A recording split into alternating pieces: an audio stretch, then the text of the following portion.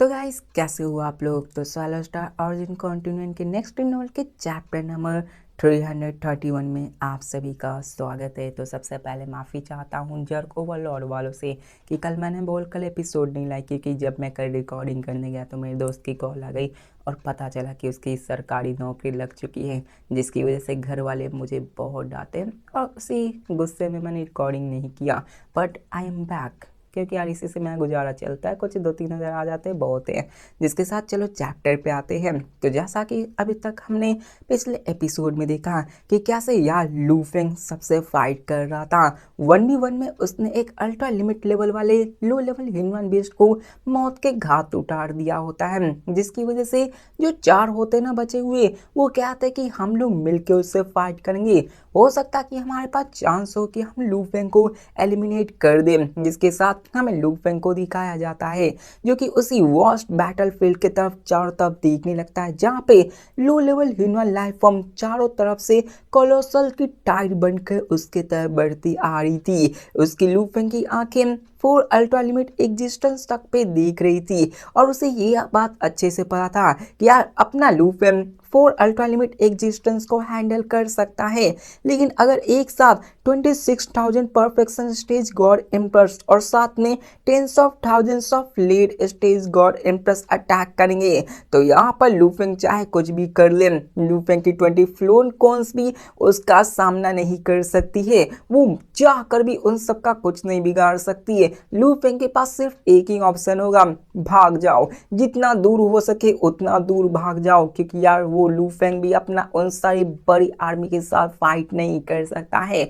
लू फेंग यहाँ पे सोचते हुए कहा था कि मुझे उन सबके कोर एरियाज के आने से पहले अपने फॉर्मेशंस के सेटअप को कंप्लीट कर लेना है। अब पहले भी लू फेंग ने फॉर्मेशंस को सेटअप किया था, लेकिन वो अपने मिड स्टेज में किया था। अब लेट स्टेज में आ गया है तो वहां पर न्यू फॉर्मेशंस को सेटअप करना पड़ेगा, जो कि काफी पावरफुल होगी, तभी वो इतने पावरफुल एनिमीज को हैंडल कर सकती है। जिसके साथ हमें ये बताया जाता है लू फेंग के द्वारा, जो कि हमें ऑलरेडी पता है कि कैसे अगर एक बार वो सारे मॉन्स्टर्स कोर एरिया में आ गए तो वो कंप्लीटली डिस्ट्रॉय हो जाएगी।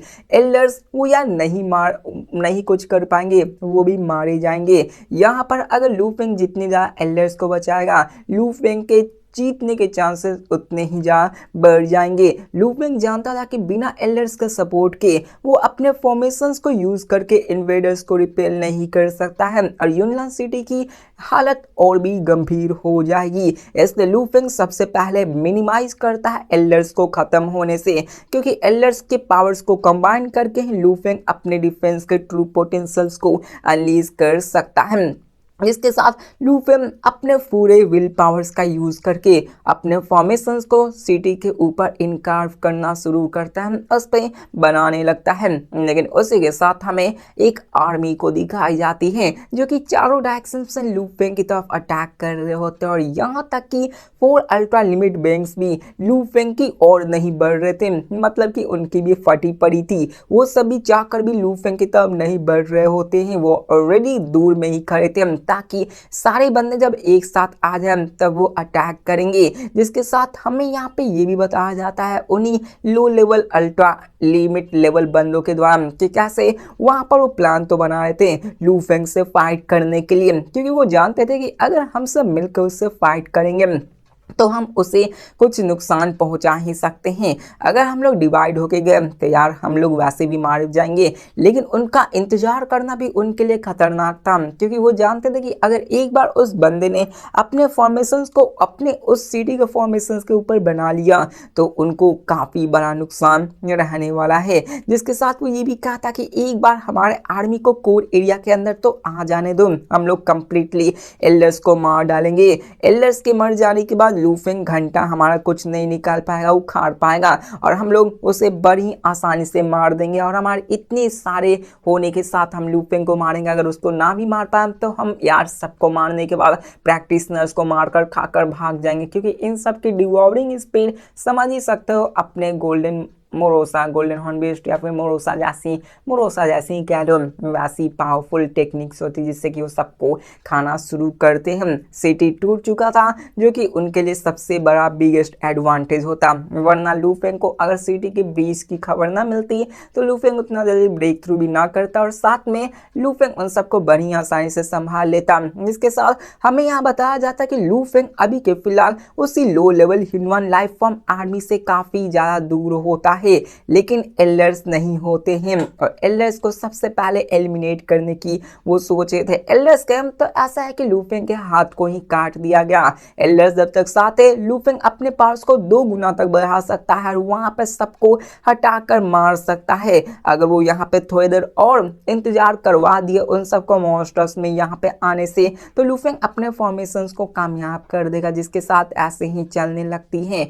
मॉन्स्टर्स सबसे पहले एल्डर्स को मारने का प्लान बनाते हैं, वो सब एल्डर्स की तरफ बढ़ने लगते हैं, कोर एरियाज की तरफ आने लगते हैं। यहाँ पे सबको पता था कि कैजुअलिटीज होने वाली है, हो चुकी है। मॉन्स्टर्स प्रैक्टिशनर्स को मारना शुरू भी कर दिए क्योंकि आउटर रीजन्स में भी बंदे रह रहे थे जो कि यार अल्ट्रा लिमिट का हाथ तो बचेंगे नहीं, वो सब काफ़ी कमजोर थे जो कि अल्टीमेट लेवल के गॉड किंग लेवल्स के थे जो कि यार उन सारे मॉन्स्टर्स के सामने कुछ भी नहीं कर सकते हैं।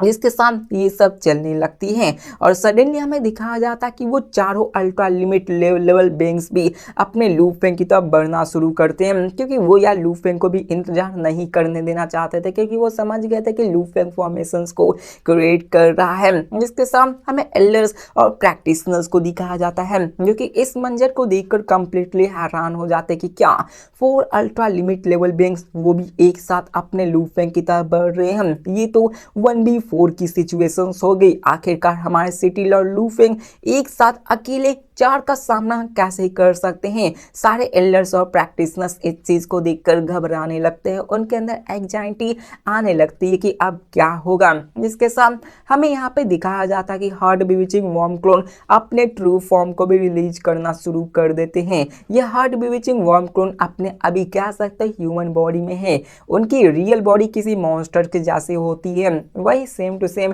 किसी और डोंगवा के जैसे ही, जहाँ पे उन्होंने अपने रूपांतरण रस को पीकर अपने रूप को बदल लिया होता है। जिसके साथ वो अपने ट्रू बॉडी को रिलीज करता है तो ये एक इथेरियल बॉडी होती है जिसके अंदर रियल और इल्यूजन के बीच में फर्क ही नहीं पता चल रहा था।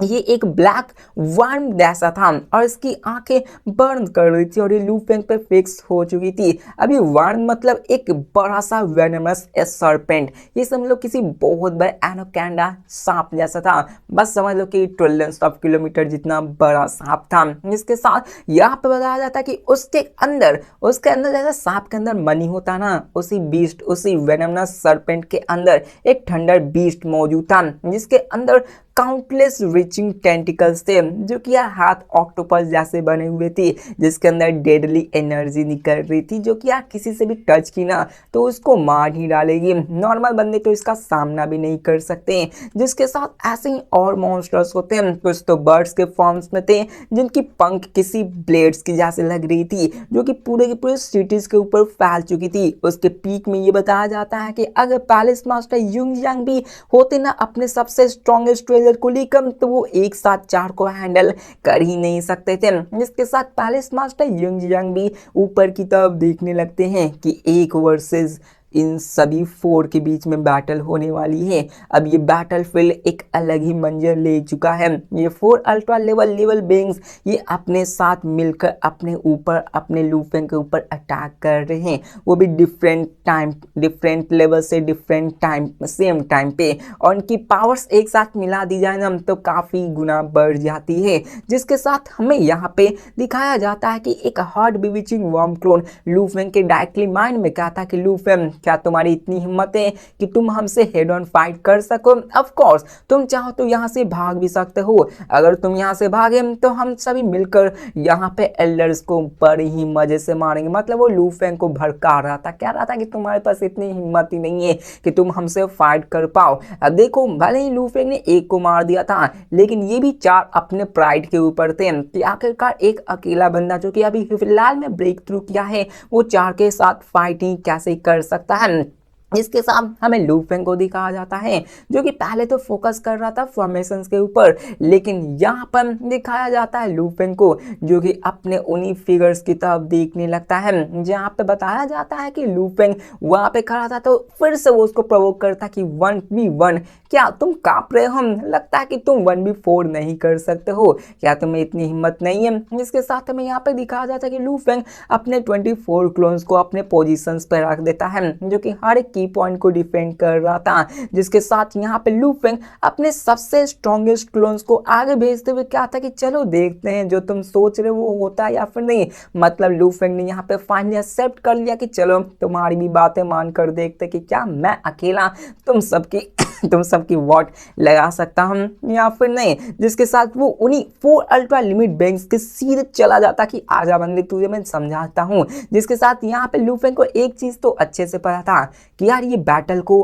अवॉइड नहीं किया जा सकता है, इसलिए इसको कोर एरिया से जितना ज़्यादा दूर रखा जाए उतना ही ज़्यादा ठीक होगा, क्योंकि यार इस फाइट में जो इनोसेंट प्रैक्टिसर्स हैं वो भी मारे जाएंगे, क्योंकि ये वॉर है, ये जंग है जिसको झुठलाया नहीं जा सकता है। सेक्रीफाइसेस काफ़ी ज़्यादा ज़रूरी होती हैं, इसके बिना आप कुछ नहीं कर सकते हैं। जिसके साथ हमें यहाँ पे ये बताया जाता है कि अगर लू फेंग ने एक एल्डर को भी बचाया तो इसका मतलब ये है कि लू फेंग मिलियंस ऑफ प्रैक्टिशनर्स को बचा पा रहा है। जिसके साथ 4 अल्ट्रा लिमिट बेइंग को दिखाया जाता है जो कि इस नज़ारे को देखकर वो कहता है कि ये बंदा हमारे पास आ रहा है, ये तो काफ़ी ज़्यादा खतरनाक है।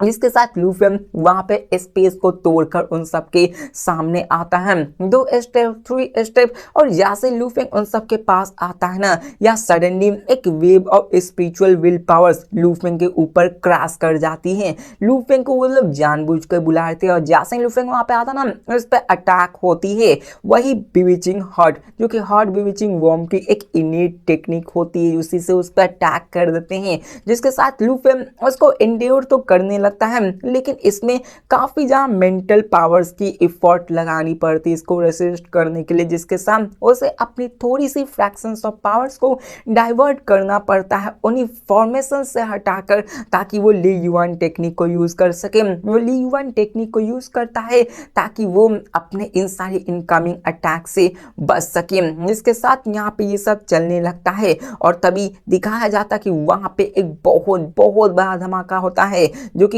काफी ज्यादा पावरफुल होता है। जैसे लू फेंग वहां पे आया था ना, तो लू फेंग भी अपने सी ऑफ ब्लड को वहां पे फैला देता है ताकि वो उन सबको घेर कर रख सके। अब यहाँ पे लू फेंग पे भी अटैक होता है। लू फेंग अपने सी ऑफ ब्लड से भी उन सबको निगलने की कोशिश करता है ताकि उन चारों अल्ट्रा लिमिट लेवल एग्जिस्टेंस को डराया जा सके। जिसके साथ हमें पता चलता है कि नीचे काउंटलेस केव ड्वेलिंग्स के अंदर प्रैक्टिशनर्स मौजूद थे, वो सभी देख रहे थे, उनकी आंखों में बस एक ही झलक दिख रही थी कि कैसे एक अकेला बंदा 4 बंदों के साथ फाइट कर रहा है, 4 कोलोसल बीइंग और एक सेलेस्टियल बंदा जो कि इसके साथ फाइट कर रहा था। और वहां पर वो एक ही चीज दुआ कर रहे थे कि हम आशा करते हैं कि यहाँ पर जो बैटल हो रही उससे हम लोग अफेक्ट ना हो, अगर बैटल इस लेवल की अफेक्ट हमें करेंगी तो हम लोग खत्म हो जाएंगे, क्योंकि आपको पता है ये किसी अनडाइंग बीइंग या फिर स्टार लेवल वाली फाइट नहीं चल रही है, ये गॉड एम्प्रेस जो कि late stage perfection stage ultra limit इतनी भयंकर वाली फाइट चल रही है। तो इनके शॉकवेव्स निकलेंगे ना तो वो कितने ज़्यादा खतरनाक होंगे आपको पता है। एक एक शॉकवेव्स क्या सकता है कि आप ओरिजिनल यूनिवर्स को डिस्ट्रॉय करने की पावर्स रखते हैं, उन सबको ऐसे धूल में मिला देंगे, इतनी पावर्स होती है इन सब के। सिर्फ सिंगल से शॉकवेव में ओरिजिन कॉन्टिनेंट की बात मत करो, अगर वहाँ पे लू फेंग ज़्यादा पावर्स को अनलीज करेगा अपने परफेक्ट स्टेज में आने के बाद तो उसको मसल कर ऐसे ही रख देगा।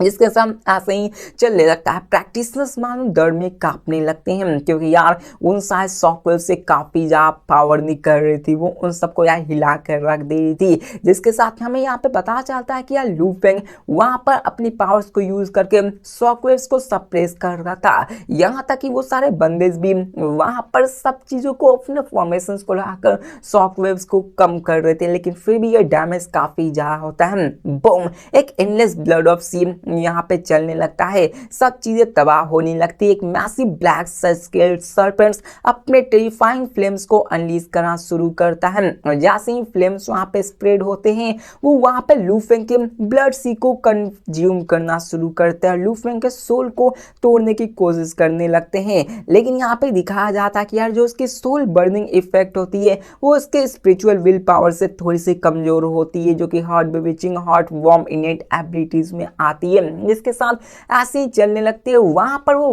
बीस्ट जो कि अपने थंडर के पावर्स को यूज कर सकता था, वो अपने थंडर्स की पावर्स को यूज करके लू फेंग पे अटैक करता है। काउंटलेस लाइटनिंग लू फेंग के ब्लड सी पे गिरना शुरू करती है और वहां पे वो लाइटनिंग काफी ज्यादा डिस्ट्रक्टिव होती है, जिसके साथ वहां पे डार्क विंग जो कि डिस्ट्रक्शन बर्ड की जैसी थी, जिसके ब्लेड से जैसे विंग्स मौजूद थे, वो भी अपने लू फेंग के ब्लड सी पे अटैक करती है और उसके हर एक अटैक में डिस्ट्रक्शंस मौजूद थी जो कि सी ऑफ ब्लड को रिपेल करने की कोशिश कर रही थी और वो लू फेंग के सोल तक को डिस्ट्रॉय करने की कोशिश कर रही होती है। इसके साथ लू फेंग भी उन सबको देख रहा था, जो कि यार सबसे ज्यादा खतरनाक होता है। पता चलता है कि जो डिस्ट्रक्शन बर्ड होता है ना, वो उन चारों में से सबसे खतरनाक मौजूद होता है और इस मूवमेंट में लू फेंग के ऊपर 1 2 3 4 अटैक नहीं होते बल्कि 10 से भी ज्यादा डिफरेंट टाइप्स ऑफ अटैक्स लू फेंग पे किए जा रहे थे। मतलब 4 बंदे मिलके अपने सोल पावर से भी अटैक कर रहे थे, अपने बाकी सब पावर से भी अटैक कर रहे थे। मतलब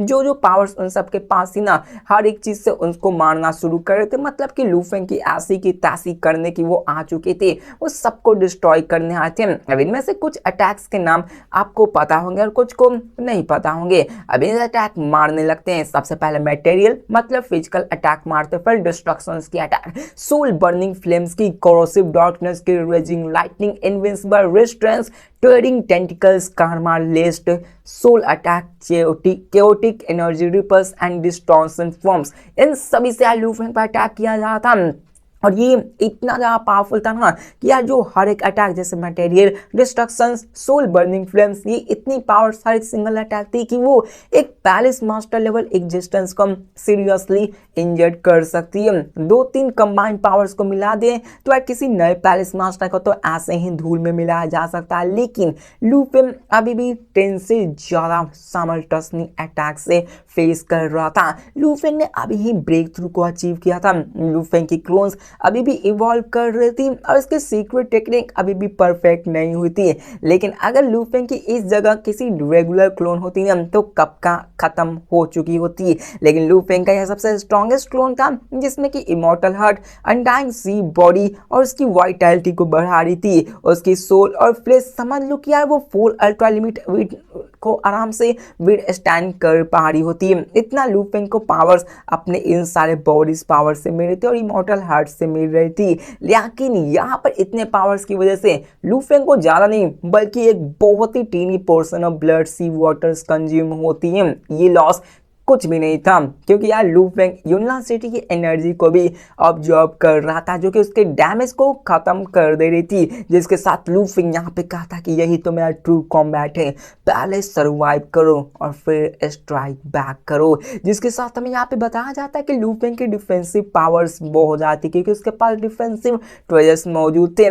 यहाँ तक कि इन्फिनाइट स्पेस ट्रेजरी में वहाँ पे एक ही ऐसी ट्रेजर थी जो कि उसके डॉ ऑफ लाइफ एंड डिस्ट्रक्शंस को सूट की थी, वो इमॉर्टल हार्ट थी। अब यहाँ पर ये चीज देखकर अपने 4 अल्ट्रा लिमिट लेवल बेंग्स पूरी तरह से स्टन हो जाते हैं। उनके मुंह से सिर्फ एक ही शब्द निकलता है, बोलूंगा नहीं, लेकिन यहाँ पे कुछ और लिखा है जो कि होता है व्हाट, ऐसा कैसे हो सकता है। उन्होंने सब कुछ जितना भी उनकी औकात थी, जितनी भी उनकी पावर्स थी, हर एक चीज रिलीज कर दी। अपनी सबसे स्ट्रॉन्गेस्ट टेक्निक, अपने सबसे स्ट्रॉन्गेस्ट बैटल पावर्स को उन्होंने रिलीज कर दिया था। लेकिन फिर भी वो लू फेंग के सी ऑफ ब्लड को बेयरली टच भी कर पाते, उसको जरा सा भी नुकसान नहीं पहुंचा पाते।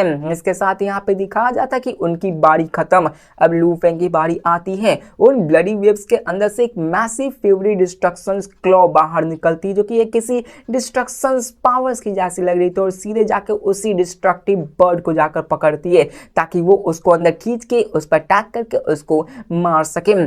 जिसके साथ दिखाया जाता है कि जैसे ही वो निकालता ना उसमें से एक ईयर प्रेसिंग आवाज निकलती, मतलब कानों को फाड़ देने वाली। और वहां पे हमें दिखाया जाता है कि वो ब्लैक मिस्ट के अंदर उसे खींचने लगती, उस जायंट सैडली बॉल को अंदर लाने लगती है। लेकिन बूम, लू फेंग की क्लॉ अपने डायरेक्शंस को चेंज कर लेती है। मतलब लू फेंग डिस्ट्रक्शन बर्ड को पकड़ने की कोशिश करता है लेकिन उसमें नाकामयाब हो जाता है, जिसके साथ वो दूसरे ठंडा टेंटिकल बीस्ट को पकड़ने जाता है। लेकिन वो टेंटिकल अपने फ्यूरियस डिफेंस को रिलीज करता है ताकि वो क्लॉज को रोक सके और अपने कितने अनगिनत टेंटिकल से उसको रैप करना शुरू करते हैं। लेकिन ये कंप्लीटली यूजलेस था क्योंकि क्लॉ की पावर्स उसके उन सारे टेंटिकल्स को ओवर पावर कर देती है और उसको कस के पकड़ लेती है, जिसके कारण दिखाया जाता है कि यहाँ पे बहुत ही जोर का धमाका होता है और दर्द में चिल्लाना शुरू करता है। जिसके बाद हमें ह्यूज सर्पेंट लाइक क्रिएचर को दिखाया जाता है जो कि अपने पूंछ से लू फेंग के उसी क्लॉ के ऊपर बहुत ही भयंकर वाली पावर से अटैक करता ताकि उसको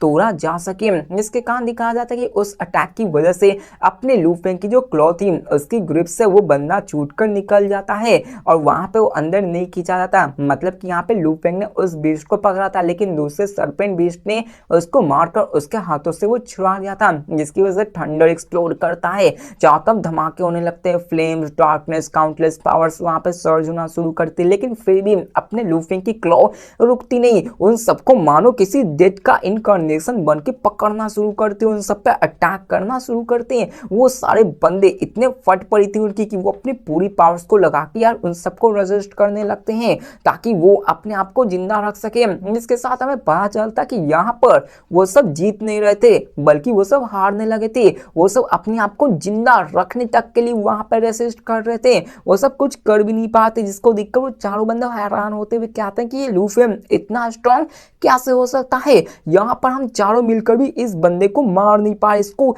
थ्रेटन तक नहीं कर पा रहे। ये क्लॉ, ये जो भी है, ये ऐसा ट्वेजर है जो कि हमें सच में किल कर सकता है और वो यहाँ पे एडमिट करने से भी हेट कर रहे थे। लेकिन यहाँ ये 1v4 में भी वो लोग अपने बैक फुट में होते हैं, वो बेरली लू फेंग के खिलाफ खड़े हो पाए थे, उसे हार्म कर पाना तो काफी दूर की बात थी। जिसके साथ वो फिर भी हार नहीं मानते और वो वहां पे अपने फाइटिंग को कंटिन्यू करने लगते ताकि वो लू फेंग के फॉर्मेशंस के सेटअप करने की प्रोसेस को डिले कर सके। हार्ट बीविचिंग वर्म अपने इनेट एबिलिटी बीविचिंग हार्ट को अनलिश करते रहते हैं ताकि वो लू फेंग के माइंड को जितना ज्यादा डाइवर्ट कर सके उतना ज्यादा डाइवर्ट किया जा सके। जिसके साथ हमें एल्डर्स को दिखाया जाता है जो कि इन सब चीजों को देखकर काफी ज्यादा खुश हो जाते हैं और कहते हैं कि ग्रेट सिटी लॉर्ड तो लू फेंग वहां पे 1v4 में उन सबको हरा रहे, वो भी अकेले रहकर। जितने भी प्रैक्टिशनर्स केव में छुपे हुए थे वो भी काफी ज्यादा खुश हो जाते हैं क्योंकि यार उनको भी पता था कि एक अल्ट्रा लिमिट का बेइंग का बंदा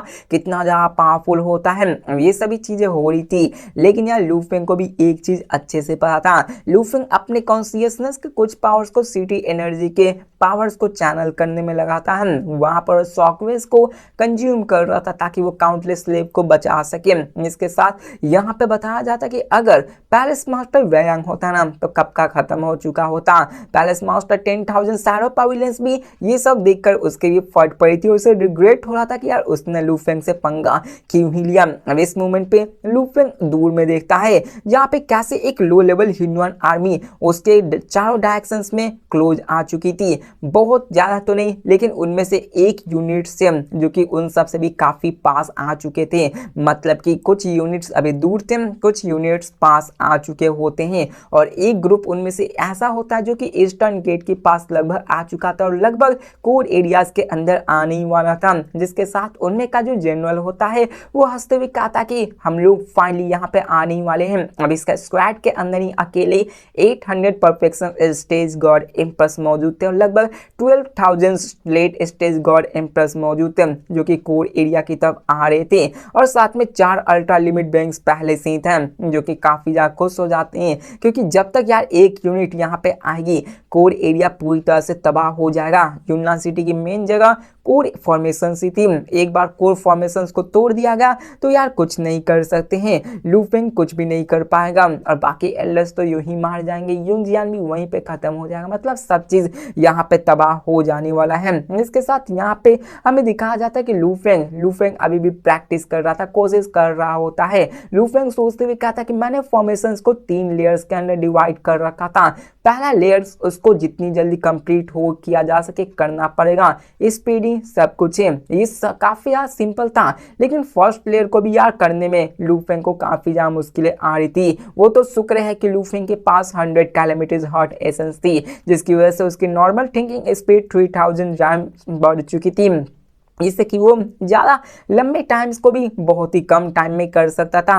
और वो अपने इस डिज़ाइन को काफ़ी ज़्यादा सिंपल लग रहा था ताकि वो टाइम को कम कर सके, क्योंकि यार सबसे पहले उसने 3 फॉर्मेशंस में से एक फॉर्मेशंस को एक्टिवेट करना है, क्योंकि जितना जल्दी वो फॉर्मेशंस को एक्टिवेट करेगा उतना जल्दी वो उतनी ज़्यादा लाइफ्स को बचा पाएगा, जिसके साथ यहाँ पे वो सारे एनिमीज और भी नज़दीक आने लगते हैं। लू फेंग अभी भी कोशिश कर रहा था, वो और नज़दीक आने लगते हैं, लेकिन तभी दिखा जाता है लू फेंग के आंखों में चमक आती है और क्या आता है, डन। मतलब यहाँ पे लू फेंग ने अपने फर्स्ट लेयर ऑफ फॉर्मेशंस को क्रिएट कर लिया होता है, उसको एक्टिवेट करता है, और तभी लू फेंग के अंदर से वो फाइटिंग स्पिरिट और निकलने लगती है, जो कि ये बता रही थी कि कैसे मैं तुम्हें मारने वाली हूँ, मतलब मारने वाला हूँ। तो इसी के साथ हमारा नेक्स्ट ये एपिसोड खत्म होता है। तो मिलते हैं नेक्स्ट वीडियो में और देखते हैं कि आगे क्या होने वाला है और लू फेंग कैसे उन मॉन्स्टर्स को मार पाता है और आगे क्या होता है। क्या लू फेंग अपने फॉर्मेशंस का यूज करके उन सबको मारने में कामयाब हो पाता है या फिर नहीं, ये तो हम लोग नेक्स्ट एपिसोड में देखने वाले। तब तक के लिए बाय।